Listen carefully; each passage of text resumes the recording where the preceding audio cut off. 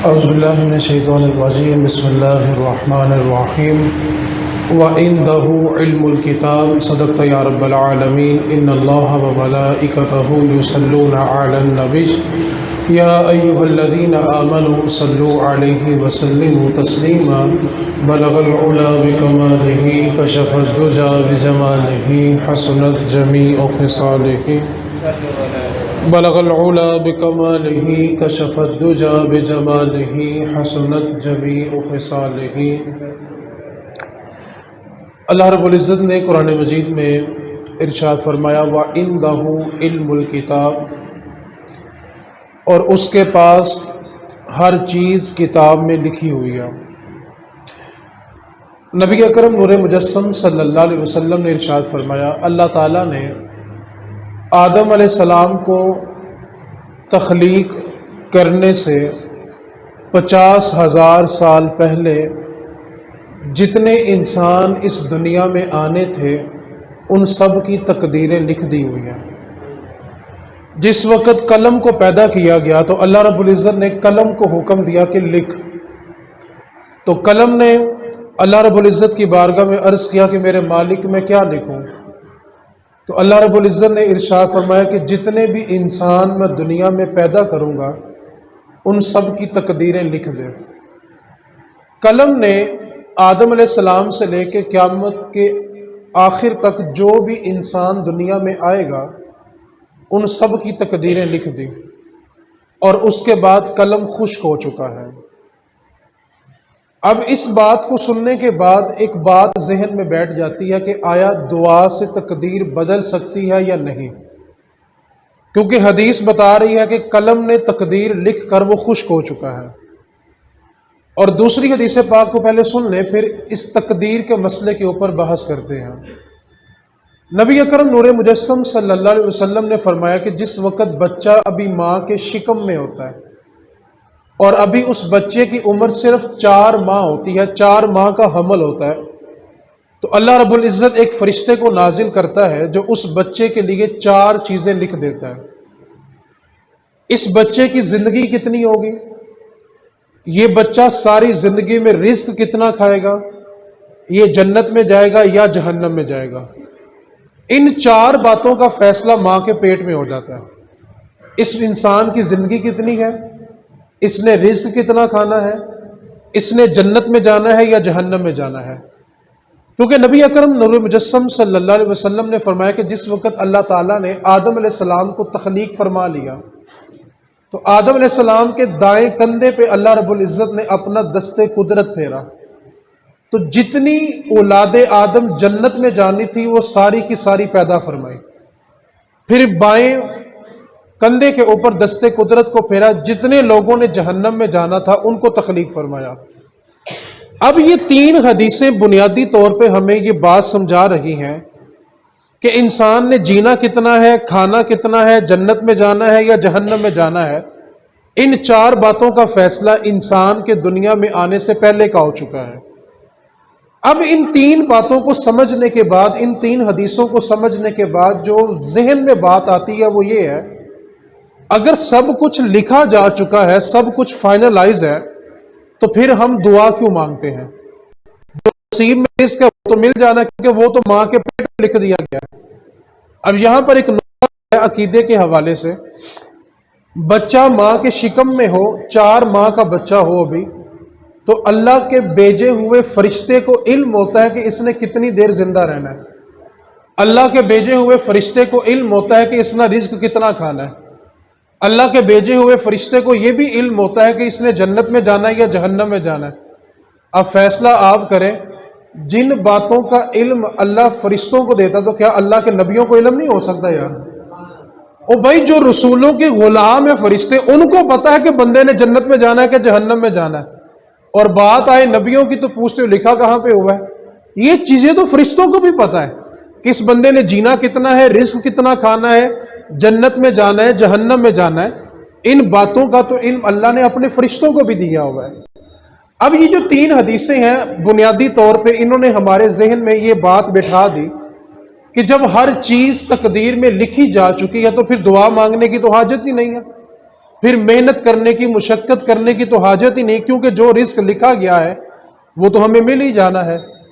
اب اس چیز کو سمجھنا ہے کہ تقدیر ہوتی کیا ہے، اور جو لکھا جا چکا ہے آیا وہ بدل سکتا ہے کہ نہیں بدل سکتا، اس چیز کو سمجھنا ہے۔ پہلے میں ایک مولا علی کا قول ذکر کر کے پھر اس تقدیر کی بحث کو سمجھانے کی کوشش کرتا ہوں۔ حضرت علی المرتضیٰ شیر خدا رضی اللہ تعالیٰ عنہ کے پاس ایک بندہ آیا جو تقدیر کا انکار کرنے والا تھا، جو تقدیر کو نہیں مانتے تھے، اور ایک وہ بندہ بھی جو تقدیر کو مانتے ہیں، اس کے علاوہ کہتے ہیں انسان مجبور ہے، انسان کچھ نہیں کر سکتا، جو لکھا وہ ہو ہی جانا ہے۔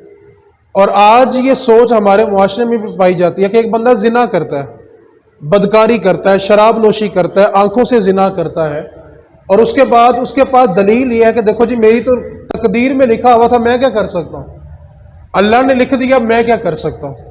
ایک طبقہ آج معاشرے میں یہ بھی موجود ہے جو کہتے ہیں جی ہم تو جبریہ فرقے سے تعلق رکھتے ہیں، ہم تو مجبور ہیں، جو تقدیر میں لکھا ہوا ہے ہم اس کے آگے کچھ نہیں کر سکتے۔ ایک سوچ یہ بھی معاشرے میں موجود ہے۔ انشاءاللہ اب گفتگو پہ تھوڑی سی توجہ رکھیں گے تو یہ جتنے اشکال ہیں ایک ایک کر کے انشاءاللہ دور ہو جائیں گے۔ اب سوال یہ پیدا ہوگا کہ جو نصیب کا رزق ہے وہ تو مل جانا ہے، بندہ مشقت کرے یا نہ کرے، مزدوری کرے یا نہ کرے، جو اس کے نصیب میں ماں کے شکم میں لکھ دیا گیا وہ اس کو مل جانا ہے۔ تو ایک شخص آیا مولا علی کی بارگاہ میں، کہنے لگا علی ہم نے سنا ہے کہ جو تقدیر میں لکھا ہوتا ہے وہ تو مل جانا ہے، تو پھر ہمیں محنت اور مشقت کرنے کی تو حاجت ہی نہیں ہے، دعا مانگنے کی بھی حاجت نہیں ہے، کیونکہ جو نصیب کا وہ تو مل ہی جانا۔ تو مولا علی مسکرا پڑے، فرمایا توجہ کر، ہو سکتا ہے تیری تقدیر میں یہی لکھا ہو کہ دعا مانگے گا تو دوں گا، نہیں مانگے گا تو نہیں دوں گا۔ تقدیر بھی تو یہی ہو سکتی ہے کہ تو مانگتا رہے گا تو میں دیتا رہوں گا، جب تو مانگنا چھوڑ دے گا میں دینا بھی چھوڑ دوں گا۔ تو تقدیر کو تھوڑا سمجھیں۔ رسول کریم صلی اللہ علیہ وسلم ایک دن اپنے حجرہ نور سے باہر تشریف لائے تو صحابہ کو تقدیر کے مسئلے میں بحث کرتے ہوئے دیکھا۔ دو گروہ تھے صحابہ کے جو تقدیر کے مسئلے کے اوپر گفتگو کر رہے تھے، بحث مباحثہ ہو رہا تھا، اور وہ بحث مباحثہ ایک شدت اختیار کر گیا۔ تو رسول کریم صلی اللہ علیہ وسلم کا چہرہ انور اتنا سرخ ہوا کہ صحابہ کہتے ہیں جیسے انار کے دانے سرخ ہوتے ہیں نا، اسی طرح حضور کا چہرہ سرخ ہو گیا۔ حضور نے اتنا جلال فرمایا اور فرمایا کہ کیا میں تمہارے درمیان اس لیے بھیجا گیا تھا کہ تم میرے ہوتے ہوئے مسئلے تقدیر میں بحث کرو؟ سن لو خبردار۔ اور حضور نے قیامت تک آنے والے امتیوں کو پیغام دے دیا کہ تم میں سے کوئی بھی تقدیر کے بارے بحث نہیں کرے گا، کیونکہ جو لوگ اس میں الجھ جاتے ہیں وہ ان قریب اپنا ایمان بھی کھو بیٹھتے ہیں۔ اب دوسرے بندے نے آ کے مولا علی سے کہا دیکھو جی جو نصیب کا رزق ہے وہ تو مل جانا ہے، اگر ایک بندہ چار دیواری کے اندر اس طرح بند ہے کہ وہاں سورج کی کرن بھی نہیں جا سکتی، اور جو بندہ اندر موجود ہے اس کے نصیب میں رزق بھی ہے، اب بتاؤ علی اس کو رزق کیسے ملے گا؟ تو آپ نے بڑا سادہ سا جملہ ارشاد فرمایا، فرمایا یہ بتاؤ جو بندہ چار دیواری کے اندر بند ہے اگر اس کا آخری وقت آ جائے تو عزرائیل روح لینے جا سکتا ہے کہ نہیں جا سکتا؟ اس نے کہا جی اگر آخری وقت ہے تو عزرائیل تو روح لینے جائے گا۔ فرمایا جس چار دیواری میں عزرائیل روح لینے جا سکتا ہے نا، وہاں میکائیل رزق لے کے بھی جا سکتا ہے۔ یہ اللہ کی تقسیم ہے۔ اب تقدیر کو تھوڑا سا آپ نے سمجھنا ہے۔ تقدیر کی بنیادی طور پہ تین قسمیں ہوتی ہیں۔ اگر آپ اس بنیادی فلسفے کو سمجھ لیں گے تو تقدیر کے اوپر جتنی بھی بحث کی جاتی ہے وہ سمجھ آ جائے گی۔ پہلی قسم کی تقدیر یہ ہوتی ہے جس کو تقدیر مبرم کہتے ہیں۔ یہ تقدیر کسی صورت تبدیل نہیں ہوتی، حتیٰ کہ اللہ کا نبی بھی اس کے بارے دعا مانگنے کا ارادہ فرمائے تو اللہ تعالیٰ اپنے نبی کو دعا مانگنے سے منع فرما دیتا ہے کہ آپ نے اس کے بارے دعا بھی نہیں مانگنی۔ جیسے ابراہیم علیہ السلام نے قوم لوط کے بارے میں دعا مانگنے کا ارادہ فرمایا تو اللہ تعالیٰ نے اپنے پیارے نبی کو دعا مانگنے سے منع فرما دیا کہ اے میرے نبی ان کے بارے جو عذاب ہے وہ فائنل ہو چکا ہے، ان کے عذاب کو اب ٹالا نہیں جائے گا، لہٰذا آپ دعا نہ مانگیں۔ کیوں کہ نبی مستجاب الدعوات ہوتا ہے۔ مستجاب الدعوات کا مطلب یہ ہوتا ہے کہ نبی ابھی دعا کے لیے ہاتھ بلند کرتا ہے، ہاتھ نیچے ہونے سے پہلے پہلے اللہ اس کی دعا کو قبول فرما لیتا ہے۔ اللہ کا ہر نبی مستجاب الدعوات ہوتا ہے، اور ہر نبی کو ایک خاص دعا دی جاتی ہے کہ مانگ لو جو مانگنا ہے. اور میرے رسول کریم صلی اللہ علیہ وسلم نے فرمایا کہ ہر نبی نے وہ دعا مانگ لی ہوئی ہے، جو چاہیے تھا مانگ لیا ہوا ہے. عرض کی آقا تو پھر آپ نے کیا مانگا؟ فرمایا میں نے نہیں مانگا. آقا آپ نے کیوں نہیں مانگا؟ جب سب نبیوں نے مانگ لیا، موقع ملا تو مانگ لیا، تو حضور جب آپ کو موقع ملا تو آپ نے کیوں نہیں مانگا؟ فرمایا صحابہ میں نے وہ دعا میدان محشر کے لیے بچا کے رکھی ہوئی ہے. جب امت پھنس جائے گی میں اللہ کی بارگاہ میں سجدہ کروں گا، اور جب تک میرا آخری امتی بھی جہنم سے نکل کے جنت میں نہیں نہ جانا، محمد نے بھی جنت میں کوئی نہیں جانا. سب نبیوں نے دعا دنیا میں مانگی، اور ہمارے نبی نے ہمارے لیے دعا میدان محشر میں مانگنی ہے. اب پہلی تقدیر وہ ہوتی ہے جو کسی صورت تبدیل نہیں ہوتی، وہ تقدیر مبرم ہوتی ہے، جو لکھا جا چکا ہے وہ تبدیل نہیں ہوگا. اللہ کا نبی بھی اس کے بارے میں دعا کرنا چاہے تو اللہ اپنے نبیوں کو دعا کرنے سے، جیسے نوح علیہ السلام نے کشتی کو تیار کر لیا، سب کو بیٹھنے کا حکم دیا، اور آپ کا بیٹا نہیں بیٹھا، تو اللہ رب العزت نے قرآن میں کہا کہ اے اللہ کے نبی، اے میرے نبی، وہ آپ کی اولاد ہی نہیں ہے، آپ اس کے لیے دعا ہی نہ کریں. تو پہلی تقدیر وہ ہوتی ہے جو کسی صورت میں تبدیل، بولے لو صحیح، اللہ کا نبی بھی اس کے بارے میں دعا کرنے کا ارادہ فرمائے تو اللہ دعا کرنے سے منع فرمائے. دوسری تقدیر وہ ہوتی ہے جو اللہ کے نیک بندوں کی دعا سے بدل جاتی ہے. جیسے آدم علیہ السلام کی جو عمر مبارک ہے وہ 1000 سال ہے. جب ساری ارواح کو پیدا فرما لیا تو ایک روح جو تھی وہ بڑی خوبصورت لگی آدم علیہ السلام کو. تو پوچھا کہ بھئی یہ کس کی روح ہے؟ تو کہا یہ ایک اللہ کے نبی ہیں لوط علیہ السلام، یہ ان کی روح ہے. فرمایا کہ مجھے یہ چہرہ بہت خوبصورت لگا تو لہذا میری زندگی کے 40 برس ان کو دے دیے جائیں. اب جب آدم علیہ السلام کی عمر مبارک 960 سال ہوئی تو اسرائیل روح لینے آ گئے. آ کے عرض کی کہ اے اللہ کے نبی آپ کیا رخصت ہونے کا وقت آ گیا؟ فرمایا میری عمر تو 1000 سال تھی. کہا 40 نوح کو نہیں دے دی تھی؟ 40 تو آپ خود دے کے آئے ہیں، تو لہذا اب آپ کے جانے کا وقت ہو گیا. تو دوسری قسم وہ ہوتی ہے جو اللہ کے نیک بندوں کی دعا سے بدل جاتی ہے. تیسری قسم تقدیر کی وہ ہوتی ہے جو ہمارے نیک اعمال یا صدقہ دینے سے بدل جاتی ہے. جیسے مثال کے طور پہ نبی پاک صلی اللہ علیہ وسلم نے فرمایا کہ صدقہ دو صدقہ آنے والی بلا کو، یعنی بلا آنے والی تھی، مصیبت آنے والی تھی، تقدیر میں کیا تھا کہ ہم نے صدقہ دیا اور وہ بلا ٹل گئی. تو 3 قسمیں، پہلی وہ ہے جو کسی صورت تبدیل، دوسری کون سی ہے جو اللہ کے نیک بندوں کی دعاؤں سے، یعنی کام نہیں ہو رہا ہوتا اللہ کا بندہ ہاتھ اٹھا دیتا ہے تو اللہ کرم کر دیتا ہے. تیسری وہ جو ہمارے اپنے ذاتی نیک اعمال ہوتا ہے اور اس کے صدقے وہ جو آنے والی تقدیر ہوتی ہے اللہ اس کو. اب اس بات کا مطلب کیا ہوا؟ آپ نے اس بات کو سمجھنا ہے تو آسان الفاظ میں سمجھانا چاہتا ہوں. تقدیر یہ نہیں ہے کہ اللہ نے لکھ دیا اور ہم مجبور ہو گئے. اب میں آپ کو مثال دیتا ہوں. ہم نے کل کیا کرنا ہے اللہ کو علم ہے یا نہیں ہے؟ بولے تو صحیح ہے. پرسوں کیا کرنا ہے؟ جب تک ہماری زندگی ہے ہم نے جو جو کرنا ہے وہ ہمارے خدا کو. ہم نے دنیا میں آ کر جو کچھ کرنا تھا نا وہ میرے رب کے پہلے سے علم میں تھا. ہم نے جو کرنا تھا اللہ نے وہ ہماری تقدیر میں لکھ دیا. ایسا نہیں کہ لکھ کر مجبور کیا کہ اب تم یہی کرو. مثال کے طور پہ آپ مسجد سے باہر نکلتے ہیں، آپ کا جی چاہے دائیں چلے جائیں، آپ کا جی چاہے تو بائیں چلے جائیں. آپ گھر جائیں، جی چاہے تو پانی پیئے، جی چاہے تو کھانا کھائیں. اب آپ نے گھر میں جا کے کیا کھانا ہے مجھے تو علم نہیں ہے لیکن رب کو. تو جو ہم نے کرنا تھا وہ رب کے پہلے سے علم میں تھا. اللہ نے وہ چیز ہماری تقدیر میں لکھی ہے. ایسا نہیں کیا کہ لکھ کر مجبور کیا.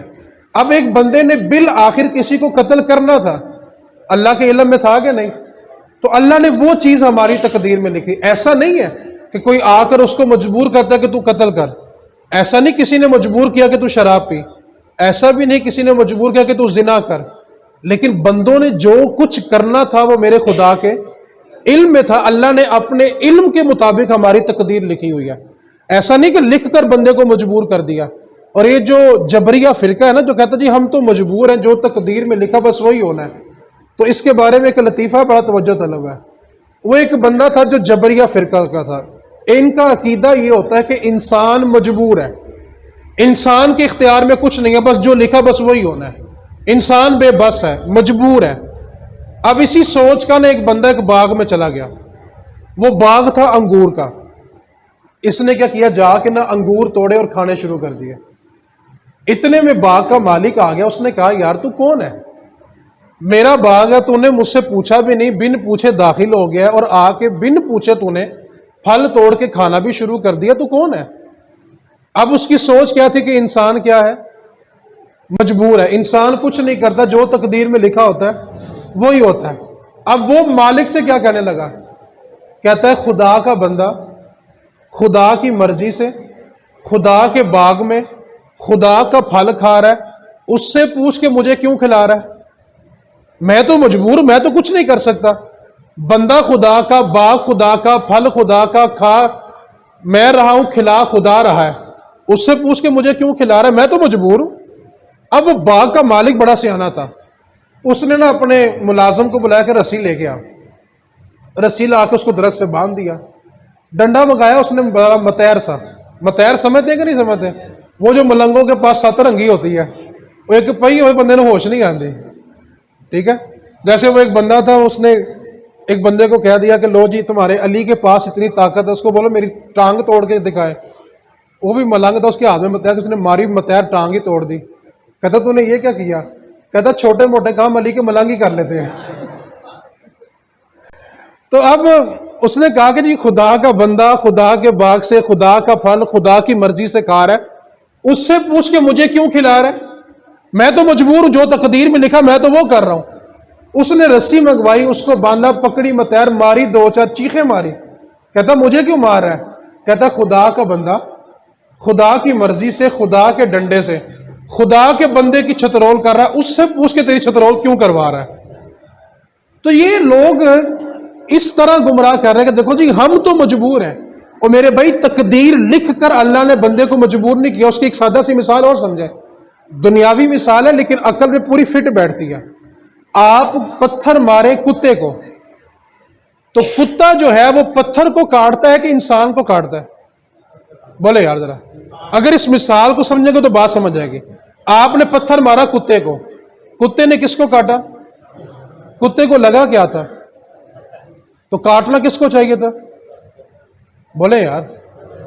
آپ نے گاڑی مار دی کسی دوسری گاڑی میں، چلو سان کر لو یار، اب آپس میں ٹکرائی ہیں گاڑیاں، لیکن لڑ کون رہا ہے، کیوں، ٹکر تو گاڑیوں کی ہوئی ہے، لڑنا تو گاڑیوں کو چاہیے تھا، انسان کیوں لڑ رہا ہے، کیونکہ ہمیں اتنا شعور ہے کہ گاڑی مجبور ہے، انسان مجبور نہیں ہے۔ گاڑی مجبور ہے، جیسی انسان نے چلانی ہے اس نے چل پڑنا ہے۔ کتا بھی اس مسئلے کو جانتا ہے کہ پتھر مجبور ہے، انسان مجبور نہیں ہے۔ پتھر کو تو جس طرف پھینکو گے وہ چلا جائے گا، یہ پھینکنے والے کی مرضی ہوتی ہے کہ وہ کس طرف لے کے جا رہا ہے۔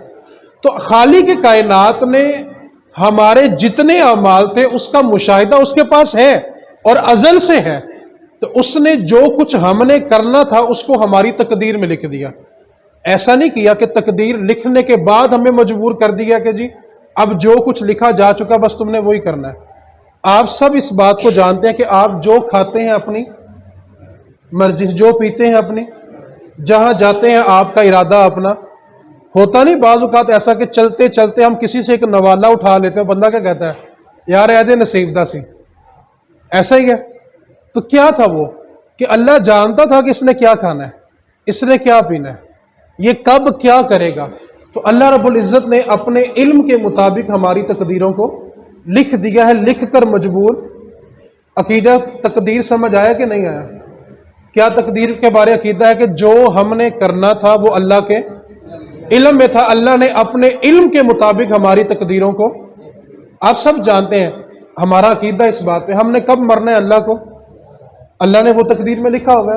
ہم نے ساری زندگی کیا کھانا ہے اللہ کے علم میں ہے، ہم نے کہاں جانا ہے، کہاں سے آنا ہے، کون سی نیکی کرنی ہے، کون سی برائی کرنی ہے۔ اس ساری گفتگو کے بعد ایک حدیث پاک توجہ سے سننی ہے۔ رسول کریم صلی اللہ علیہ وسلم نے فرمایا کہ ایک بندہ ساری زندگی جنتیوں والے اعمال کرتا ہے، ساری زندگی جنتیوں والے اعمال کرتا ہے، حتیٰ کہ بندے کے اور جنت کے درمیان صرف ایک ہاتھ کا فاصلہ رہ جاتا ہے کہ تقدیر غالب آتی ہے اور بندہ کافر ہو کے مرتا ہے. ایک طرف بندہ ساری زندگی کفریہ اعمال کرتا ہے، جہنم میں جانے والے کام کرتا ہے، لیکن تقدیر غالب آتی ہے، اس کے درمیان اور جہنم کے درمیان صرف ایک ہاتھ کا فاصلہ ہوتا ہے، اور تقدیر غالب آتی ہے تو وہ جنتی ہو کے مرتا ہے. آپ جتنے بھی انبیاء ہیں، جتنے بھی اولیاء ہیں، صحابہ ہیں، اسلاف ہیں، ان کی دعاؤں میں ایک دعا ضرور شامل دیکھیں گے، اے اللہ ہمارا خاتمہ ایمان پہ فرمانا. بڑے بڑے لوگ ساری زندگی ریاضتیں کرنے کے باوجود جہنمی ہو کے مرتے ہیں. بڑے بڑے علماء آخری وقت میں آ کے گمراہ ہو جاتے ہیں. یار سب سے بڑی ہستی رسول کریم صلی اللہ علیہ وسلم کی ہے. آپ حضور کی دعائیں اٹھا کے دیکھیں، کیا تھا؟ اللہم ثبت علی دینک، اے اللہ مجھے اپنے دین پہ قائم رکھنا.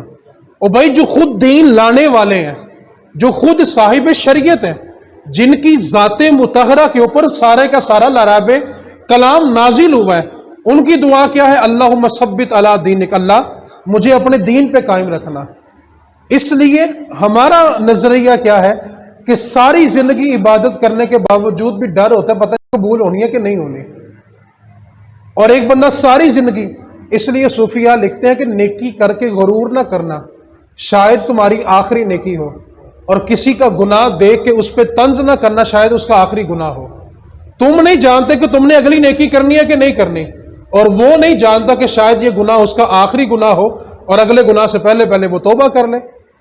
اس کی آپ صحیح مسلم حدیث پاک دیکھیں، رسول کریم صلی اللہ علیہ وسلم ایک غزوہ کے لیے نکلے تو رستے میں ایک بندے کو دیکھا جو بکریاں چرا رہا تھا. اس نے حضور کو دیکھا تو دیکھتا ہی رہ گیا. اب حضور کو دیکھ رہا ہے اور دیکھی جا رہا ہے. خوش نصیب آنکھیں نا جو حضور کو دیکھتی ہیں یار، کمال نصیب آنکھیں ہیں یار. اب حضور کو دیکھا تو دیکھتے جا رہا ہے، پوچھتا ہے آپ کون ہیں؟ تو نبی پاک صلی اللہ علیہ وسلم اب جہاد کے لیے جا رہے ہیں، جنگ کے لیے جا رہے ہیں. تو فرمایا کہ میں اللہ کا آخری رسول بن کے آیا ہوں. کہا اگر آپ اللہ کے رسول بن گئے تو کلمہ نہیں پڑھا دیتے؟ کلمہ پڑھایا. اب وہ بکریاں چرا رہا تھا اپنے مالک کی. کہنے لگا کہ آپ کہاں جا رہے ہیں؟ کہا میں اللہ کی بارگاہ میں جہاد کرنے جا رہا ہوں. کہا مجھے نہیں ساتھ لے جاتے؟ فرمایا آ جاؤ. کہا یہ میرے پاس جو بکریاں ہیں یہ میری ذاتی نہیں ہے، میرے مالک کی ہیں. آپ نے فرمایا کہ شہر کے دروازے میں اس کو داخل کر بکریوں کے ریوڑ کو، اور پیچھے سے کہہ دے کہ اللہ ان بکریوں کو ان کے مالک تک پہنچا دے. داخل کر کے تو دعا مانگ، رب اس کے مالک تک ان کو پہنچا دے گا. اس نے بکریاں ساری شہر میں داخل کی، اللہ کی بارگاہ میں عرض کیا مالک ان کو صحیح سلامت ان کے مالک تک پہنچا دے. اور خود حضور کے ساتھ وہ اب صحابی بن چکے ہیں، دار اسلام میں ہیں، اب حضور کے ساتھ غزوہ کے لیے چل پڑے. جا کر لشکر اسلام کی طرف جس سے جہاد کر رہے ہیں، جہاد کرتے کرتے زخم اتنے لگے کہ تاب نہ لا سکے اور شہید ہو گئے. اب اللہ تعالیٰ نے مسلمانوں کو فتح دی، اور نبی پاک صلی اللہ علیہ وسلم جنگ کے بعد صحابہ کی لاشوں کا مشاہدہ کر رہے ہیں، ان کو دیکھ رہے ہیں. چلتے چلتے وہ صحابی بھی آئے جنہوں نے رستے میں کلمہ پڑھا تھا. اب حضور نے ان کے سرانے کھڑے ہو کے ایک جملہ بولا، وہ جملہ سنیے گا. کہا صحابہ دیکھو عمل کتنا تھوڑا کیا ہے، اجر کتنا بڑا لے گیا ہے. کوئی نماز نہیں، کوئی روزہ نہیں، کوئی حج نہیں، کوئی زکوٰۃ نہیں، صدقہ نہیں، خیرات نہیں، کوئی نیک عمل نہیں کیا، ابھی کلمہ پڑھا، ابھی جہاد کیا، شہید ہوا، سیدھا جنت میں داخل ہو گیا ہے. تو ہم نہیں جانتے کہ سامنے والے کا گناہ ہو سکتا ہے کہ آخری گناہ ہو، اور ہم اس کے گناہ پہ اس کو طنز کرتے ہیں. اور میرے رسول کریم صلی اللہ علیہ وسلم کا فرمان ہے کہ جو شخص جس گناہ سے توبہ کر چکا ہو اور توبہ کرنے کے بعد کوئی دوسرا اس کو اس گناہ کا تانا دے، تو تانا دینے والا تب تک نہیں مرے گا جب تک خود وہ گناہ نہ کر لے. ہم بعض اوقات اگلے بندے کو اس گناہ کا تانا دے رہے ہوتے ہیں جو اس نے کئی برس سے چھوڑ دیا ہوتا ہے. آپ ایک بات پہ توجہ تو فرمائیں، ہماری زندگی میں، ہم سب کی زندگی میں ایک گناہ ایسا ضرور ہوگا جس کو چھپاتے چھپاتے زندگی بیت گئی ہے. کوئی بندہ یہ دعویٰ نہیں کر سکتا کہ میں ازل ہی پاک ہوں. ایک چیز ایسی ضرور ہوگی جس کے بارے انسان یہ سوچ رکھتا ہے کہ وہ کبھی کسی کو پتہ نہ چلے. یار ہم لوگوں کے پردے کھولتے ہیں، ڈر جاؤ اس دن سے جس دن اپنا اٹھ گیا. خدا کی قسم سگے بیٹے نے سلام نہیں کرنا. اولاد کا گناہ کھل جائے تو باپ سلام نہیں کرے گا، میری اولاد اتنی گندی نہیں ہو سکتی. ہر کسی کی زندگی میں کوئی نہ کوئی رات ایسی ضرور ہوگی جس کو چھپانے کے لیے وہ ساری زندگی گزار دیتا ہے. ایسا گناہ کوئی نہ کوئی ضرور ہوتا ہے جس کے بارے وہ ساری زندگی یہ سوچ رکھتا ہے کہ یار کبھی یہ گناہ کسی کو پتہ نہ چلے. تو یار جب رب نے ہمارے پردے ڈالے ہوئے ہیں اور اگر ہم کسی کے کھولتے جس دن اپنا کھل گیا, آپ ایک فیصلہ تو کریں. ہم اپنا نامہ اعمال اپنے باپ کے سامنے پڑھ سکتے ہیں, گھر والوں کے سامنے؟ سوچو اگر معاشرے میں کھل گیا تو. اس واسطے کبھی کسی کے گناہ کا اس کو تانا نہیں دیتے جس سے وہ توبہ کر چکا ہو. تو تقدیر کیا ہے کہ جو ہم نے کرنا تھا وہ اللہ کے علم میں تھا, اللہ نے وہ ہماری لکھ کر بندے کو مجبور ہے. ابھی آپ باہر جائیں تو آپ کو کوئی مجبور نہیں کرے گا کہ آپ نے یہی کھانا ہے. آپ کا جی چاہے تو آپ کھائیں, جی چاہے تو نہ کھائیں. رسول کریم کی بارگاہ میں ایک شخص آیا, عرض کی آقا ہم بیمار ہوتے ہیں, اگر شفا نصیب میں ہے تقدیر میں ہے تو خود ہی ہو جائے گی, دوائی کھانے کی کیا حاجت ہے؟ میرے نبی پاک نے فرمایا دوائی کھانا بھی تو تقدیر ہی ہے نا, کہ ہو سکتا ہے تیری تقدیر یہ ہو کہ دوائی کھائے گا تو شفا دے دوں گا, نہیں کھائے گا تو نہیں دوں گا. تو یہ تقدیر ہے کہ اللہ رب العزت کے علم میں ہے کہ جو ہم نے کرنا ہے, اور ازل سے اس کے علم میں ہے. تو اس نے اپنے علم کے مطابق ہماری تقدیروں کو لکھ دیا. لکھنے کے بعد ہمیں مجبور نہیں کیا, بلکہ اس کے علم میں تھا کہ میرے بندے دنیا میں جا کر یہ کام کریں گے, تو اس نے اپنے علم کے مطابق ہی ہماری تقدیریں لکھ دی ہوئی ہیں. آخری بات اور اس گفتگو کو سمیٹنے لگا ہوں. انسان نہ ساری زندگی کسی چیز کے لیے دعا مانگتا ہے, بڑی تڑپ کے بڑے رو کے دعا مانگتا ہے, اور ایک طویل عرصہ دعا مانگنے کے بعد بھلا کیا کہتا ہے میں نے سارا کچھ اللہ پہ چھوڑ دیا. تو میرے بھائی آپ پہلے ہی اللہ پہ چھوڑ دیتے, اس کے نزدیک بہتر ہوتا تو پہلے دے دیتا.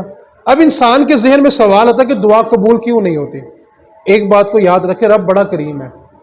ایسی کوئی دعا نہیں ہے جو آپ مانگے اور دعا قبول نہ ہو. ہوتا کیا ہے, بس توجہ کرنی, میں وقت سمیٹنے لگا ہوں. دعا کی 3 صورتیں ہوتی ہیں. پہلی صورت یہ ہے کہ آپ نے دعا مانگی اور اسی وقت مل گیا. بعض کا تو کیا ہوتا ہے, ہم کہتے ہیں کہ بات اور اسی وقت ہو جاتی ہے, تو ہم بھلا کیا کہتے ہیں, نہ شکری کی انتہا دیکھو, کہتے چنگا ہوتا میں کچھ اور ہی مانگ لینا. یعنی جو مانگا اسی وقت مل گیا, اس کا شکر نہیں کیا کہ یار میں نے ابھی مانگا مجھے ابھی مل گیا. کہتے کیا چنگا ہوتا میں کچھ اور ہی مانگ لینا. نہ شکری کی انتہا نہیں ہو گئی یار. اللہ کے ہمارے لا ان شکرتم لازیدنکم, تم شکر کرو میں تمہیں اور دے دوں گا. ابھی مانگا ابھی مل گیا, اور کہتے کیا ہے چنگا ہوتا کچھ اور مانگنا. پہلی صورت کیا کہ اسی وقت مل جاتا. دوسری صورت دعا قبول ہو جاتی ہے لیکن ملتا تب ہے جب اس کے نزدیک ہمارے حق میں بہتر ہوتا ہے. دعا قبول ہو جاتی ہے لیکن ملتا تب ہے جب اس کے نزدیک ہمارے حق میں بہتر ہوتا ہے. اور تیسری صورت کیا ہوتی ہے, نہ اسی وقت ملتا ہے نہ ساری زندگی ملتا ہے. میدان محشر ہوگا, میرے نبی نے ارشاد فرمایا کہ قیامت والے دن بندے کا ایک نامہ مال تولا جائے گا اور اس کے گناہ زیادہ ہوں گے, نیکیاں کم پڑ جائیں گی, کہ اچانک اس کی نیکیوں کے پلڑے میں بڑے بڑے نیکیوں کے پہاڑ رکھ دیے جائیں گے. وہ عرض کرے گا مالک یہ نیکیاں میری تو ہے ہی نہیں ہے, میں نے تو اتنی نیکیاں کی نہیں ہیں, تو یہ اتنے بڑے بڑے پہاڑ نیکیوں کے میرے نامہ اعمال میں. تو رب فرمائے گا بندے تو دنیا میں مجھ سے مانگتا تھا تب تیرے لیے بہتر نہیں تھا, میں نے تیری ساری دعائیں جمع کر کے رکھی تھی, آج نیکیوں کے پہاڑ بنا کے تجھے دے رہا ہوں اور ان دعاؤں کے صدقے تمہیں جنت عطا فرما رہا ہوں. تو دعا کبھی رد نہیں ہوتی, اسی وقت مل جاتا ہے, وقت آنے پر ملتا ہے, یا قیامت کے دن ہمارے نامہ اعمال میں آ جائے گا. اس حدیث کے بعد آپ اپنے آپ کو مضبوط کریں. میرے نبی نے فرمایا کہ جن لوگوں کی دعائیں قبول نہیں نہ ہوتی وہ جنت میں اتنے اونچے محلات میں ہوں گے, تو جن کی ساری دعائیں قبول ہوتی ہیں نا وہ جنت میں کھڑے ہو کے یوں دیکھیں گے اور اوپر والے محلات کو دیکھ کے بھلا کیا کہیں گے, کاش ہماری دنیا میں کوئی دعا قبول ہی نہ ہوتی, ہماری دعائیں قبول نہ ہوتی. نہ قبول ہونے والوں کے اتنے اونچے محلات ہوں گے. اس واسطے بعض اوقات بندہ نا غریبی سے تنگ آ جاتا ہے, ایک جملہ بولنے لگا اس جملے پہ ناز کرو جا کے. میرے نبی نے دعا کیا مانگی, اللہ مجھے غریبوں میں پیدا کیا ہے, مجھے غریبوں میں رکھنا, اور مجھ محمد کا حشر بھی غریبوں کے ساتھ کرنا. یار حضور مانگ رہے ہیں کہ اللہ مجھے غریبوں میں رکھنا, غریبوں میں اٹھانا, حشر غریبوں کے ساتھ کرنا. ایک بات کو یاد رکھیں, دولت میں سکون نہیں ہے. بڑے بڑے دولت والے ہیں اور رات کی تنہائیوں میں روتے ہیں کاش ہماری اولاد ہمارے پاس بیٹھ کے ہماری بات ہی سن لے. یہ ہماری غلط سوچ ہے کہ پیسہ آ جائے تو سکون آتا ہے. ہسپتال میں جا کے دیکھے کروڑوں پتی پڑے ہوئے ہیں، آدھی روٹی سارا دن میں کھانا نصیب نہیں ہوتی، اور مزدور لوگ کو پانچ تین کھا لو کہنا چوتھی بھی لایا وہ۔ اور کیا چاہیے یار آپ کو؟ میرے نبی نے فرمایا کہ غریب لوگ کون؟ امیر لوگوں سے 500 سال پہلے جنت میں چلے جائیں گے۔ اب ایک استاد نے یہ حدیث پڑھائی، شاگرد کہتا ہے استاد جی یہ کیسے ہوگا؟ استاد نے ایک شاگرد کو 10 روپے دیے، ایک کو 20 دیے، ایک کو 50 دیے، ایک کو 100 دیے کہ جاؤ شاپنگ کر رہا ہوں۔ 10 والا بھی لے آیا، 20 والا بھی، 50 والا بھی، 100 والا بھی۔ 10 والے سے پوچھا بھی کیا لایا؟ استاد جی یہ لایا، 10 روپے گئے۔ 20 والا استاد جی یہ لایا 20 گئے۔ 50 سارے یہ والا یہ لایا۔ اب 100 والا استاد جی یہ بھی لیا، یہ بھی لیا، یہ بھی لیا، یہ بھی لیا۔ حساب دینے میں تھوڑا ٹائم لگ گیا۔ استاد نے کہا بات سمجھ آئیے کہ نہیں گئے؟ جتنا ہوگا اتنی تخیر لگے گی، اور جتنا نہیں ہوگا اتنی جلدی حساب بھی ہو جائے گا یار۔ جی تو ہے ہی نہیں تو حساب کا تھا؟ حساب تو وہ دے جس کے پاس ہے، جس کے پاس ہے ہی نہیں تو حساب کا تھا۔ وہ میں نے اکثر ایک بات سناتا ہوں کہ بندہ تھا نا، اس کے پاس صرف ایک 4 پئی اور ایک حکا تھا، کل اثاثہ 4 پئی اور حکا، سارا دن گاؤں میں بیٹھے رہنا اور کوئی کام کاج نہیں کرنا، تو آتے جاتے لوگوں نے تانا مارنا کہ تو نے ساری زندگی ایسے بیکار گزار دیا، گاؤں میں سیلاب آ گیا، جانور بہہ رہے ہیں، گھر بہہ رہے ہیں، فصلیں اجڑ گئی۔ اس نے 4 پئی رکھی، سر پہ حکا پکڑا، جا کے پہاڑ کی چوٹی پہ بیٹھ گیا، جا کے حکا پی رہا ہے، نیچے سارا گاؤں ڈوب رہا ہے۔ بندوں نے کہا تجھے شرم نہیں آتی؟ سارا گاؤں ڈوبا تو حکا پی رہا ہے۔ کہنا غریبی کا مزہ ہی آج آیا ہے، کچھ ہے نہیں تو فکر کا دی۔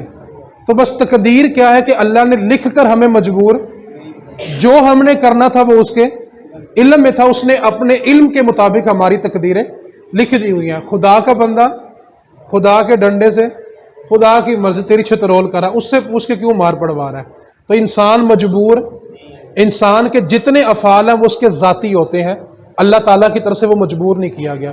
اللہ تعالیٰ ہم سب کو صحیح معنی میں تقدیر پر ایمان لانے کی توفیق عطا فرمائے۔ وما علینا الا البلاغ۔